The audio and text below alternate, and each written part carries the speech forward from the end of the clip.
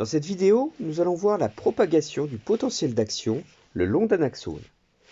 Comment le potentiel d'action peut-il se propager à courte portée avec des vitesses de l'ordre de 0,1 m par seconde et puis pour des longues portées avec des vitesses encore 1000 fois plus grandes. Nous allons voir dans un premier temps comment la diffusion du courant électrique à longue portée est bien décrite par le modèle du câble électrique analogue à celui du télégraphe. Et enfin, nous allons découvrir quelque chose de nouveau, encore peu enseigné, à très longue portée, pour des fibres myélinisées. C'est un autre procédé d'origine quantique, celui-là, basé sur les placements, c'est-à-dire une cohérence entre les dipôles électriques qui semble être le plus juste pour expliquer la conduction saltatoire. Le modèle admis est celui de la diffusion du courant électrique. En effet, le potentiel d'action entraîne localement, au niveau de la zone excitée, une inversion de la polarité de membrane. Cette inversion induit localement des courants ioniques locaux qui se traduisent par des mouvements de charge, provoquant une repolarisation de la zone excitée. Donc les ondes sodium mis ici en bleu rentrent et les potassium en vert, ils sortent. C'est ce que nous avons expliqué dans la vidéo sur la dynamique du potentiel d'action. Ceci crée, de proche en proche, une dépolarisation locale des zones voisines de l'excitation. Cette dépolarisation est suffisante pour créer un potentiel d'action sur la zone voisine et un phénomène peut alors se propager le long de la fibre jusqu'à la terminaison neuronale. Le modèle physique que l'on peut associer est analogue à la conduction électrique le long d'un fil de télégraphe. C'est celui qui a été développé par Thomson pour expliquer les transmissions transatlantiques. À titre d'exemple, les vitesses de propagation sont de l'ordre de 100 000 km par seconde. Vous voyez que c'est bien plus rapide que le long des axones. Alors l'axone peut être vu en première approximation comme une résistance que l'on va noter grand R L. Cette résistance, on va la calculer grâce à la loi de Pouillet. Alors RL va dépendre de la résistivité électrique ρ qui vaut 100 ohms fois centimètre. Alors RL va diminuer avec la section de l'axone, donc l'ordre de grandeur du rayon de l'axone est ici de l'ordre du micromètre. La résistance va, elle, augmenter avec la longueur de l'axone grand L. Alors on ne connaît pas cette longueur grand L, qui varie beaucoup d'un axone à l'autre. Donc on va définir une résistance par unité de longueur. On va la noter R minuscule, RL, donc grand RL divisé par grand L. Si on prend un diamètre de l'axone, alors si l'on prend un diamètre de l'axone de 2 micromètres, une résistivité électrique de 100 ohms fois centimètre, RL est donc estimé par ρ sur l'aire de l'axone. L'aire, on le sait, l'aire d'un cercle, c'est pi r au carré. Alors on trouve RL qui vaut environ 3 10 puissance 11 ohms par mètre. Alors pour calculer le rayon I qui débite dans cette résistance, on applique la loi d'Ohm, U égale RI. On considère ici un segment de l'axone de longueur dx. Donc la résistance R sera alors R minuscule, RL minuscule fois dx sous l'action d'une variation de potentiel delta V. Donc l'axone va être parcouru par un courant petit i qui sera sur delta V sur R ou encore 1 sur petit r L delta V sur delta X. Alors pour une variation de potentiel de 100 mV et un segment de longueur dx égale 100 micromètres, le courant parcouru devrait être alors de l'ordre du nanoampère.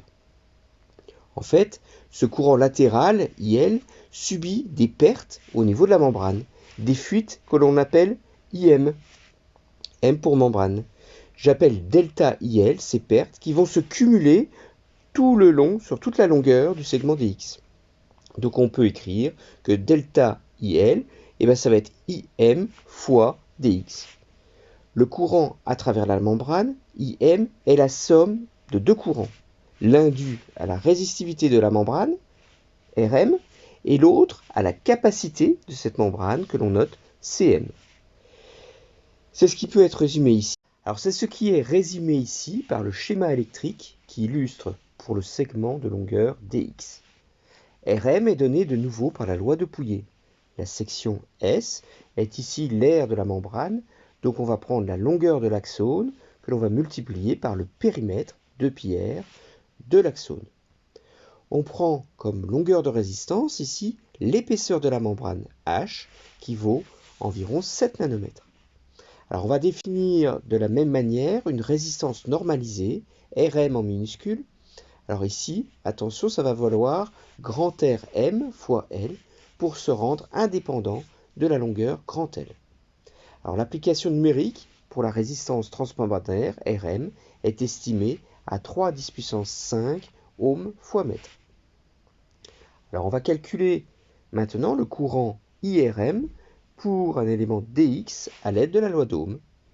Et vous voyez ici que pour un élément de longueur dx qui fait 100 microns, on trouve un courant de fuite dans la résistance de 30 picoampères, c'est-à-dire 30 10 puissance moins 12 ampères. Alors quel va être le courant qui circule dans la capacité cette fois? On va l'appeler IC. Alors IC, c'est la variation de la charge dans le temps.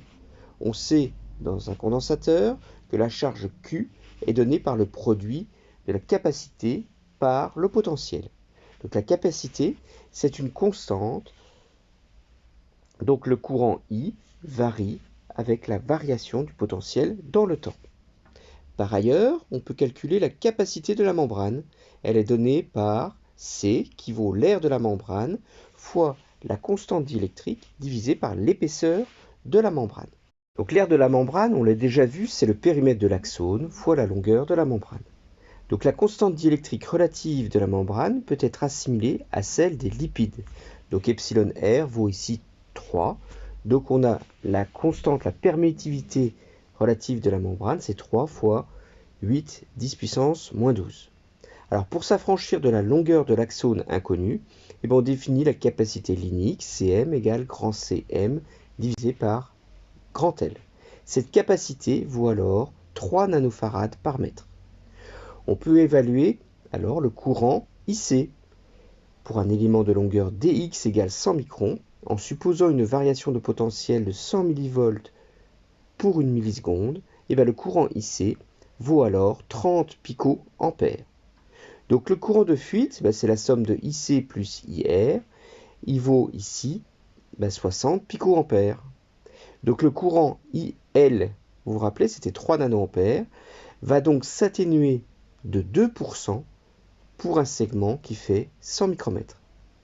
Donc cherchons maintenant à déterminer l'équation de propagation de ce courant. Le courant de perte par segment, c'est la somme, on l'a déjà vu, du courant dans la résistance de membrane et la capacité de cette membrane. Donc on va remplacer IR et IC par les expressions faisant intervenir Rm et Cm en minuscules.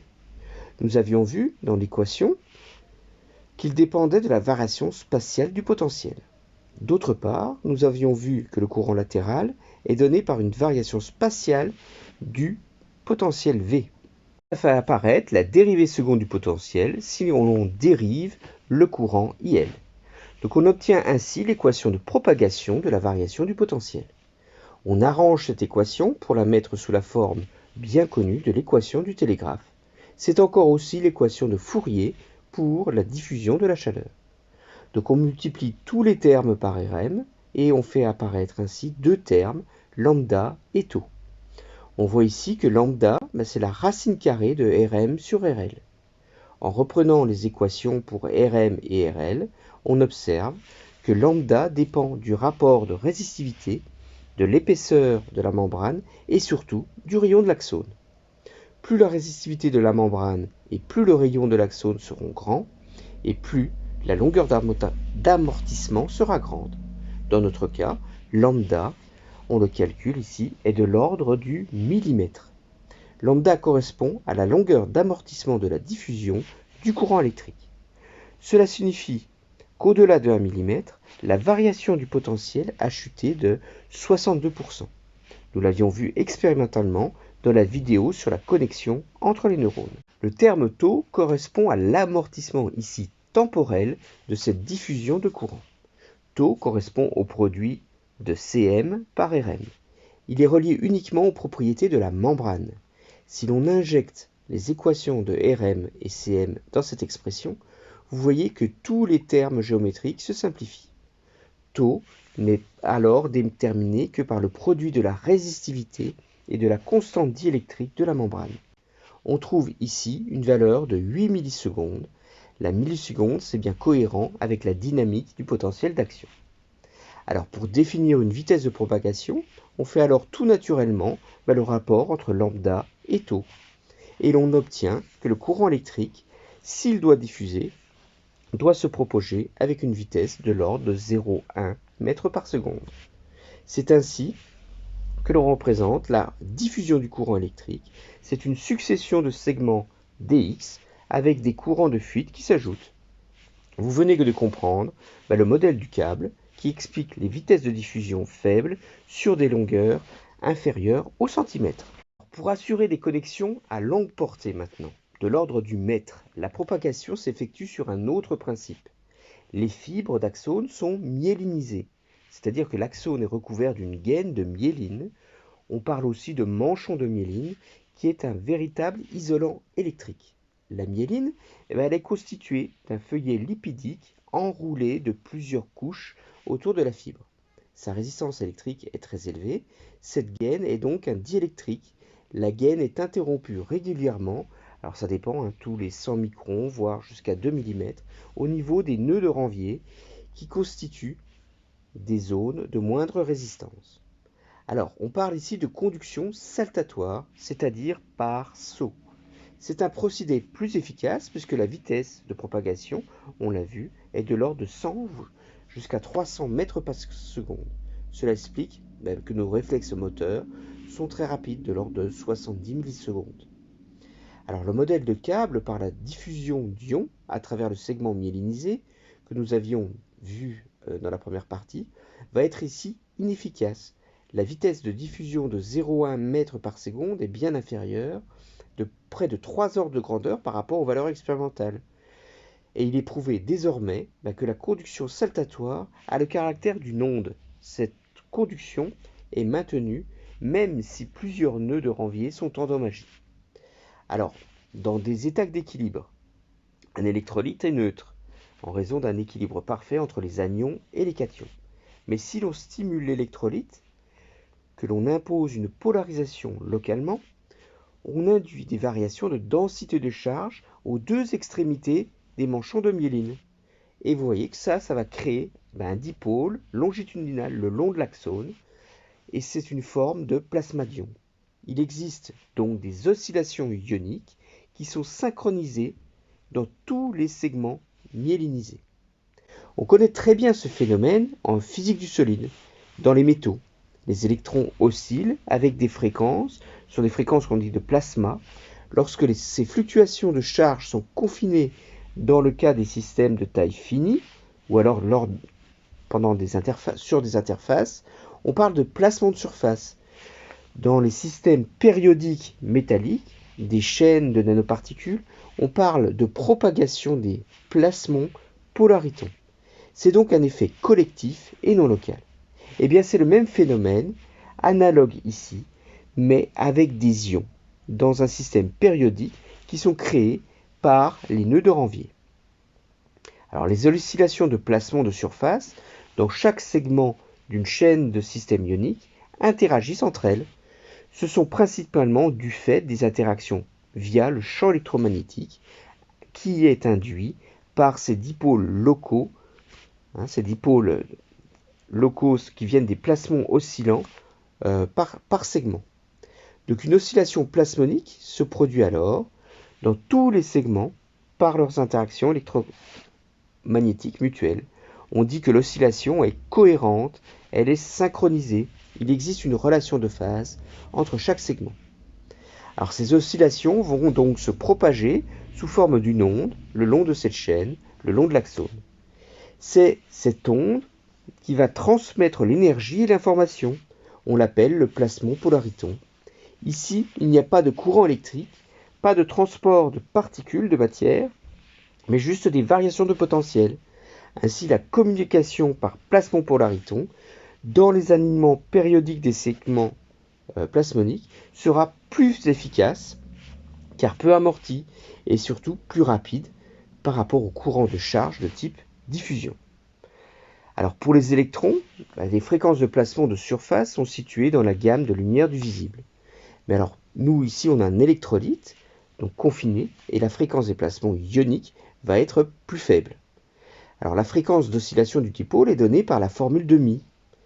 Ici Q, c'est la charge de l'ion. Alors ici c'est 1,6 10-19 coulombs.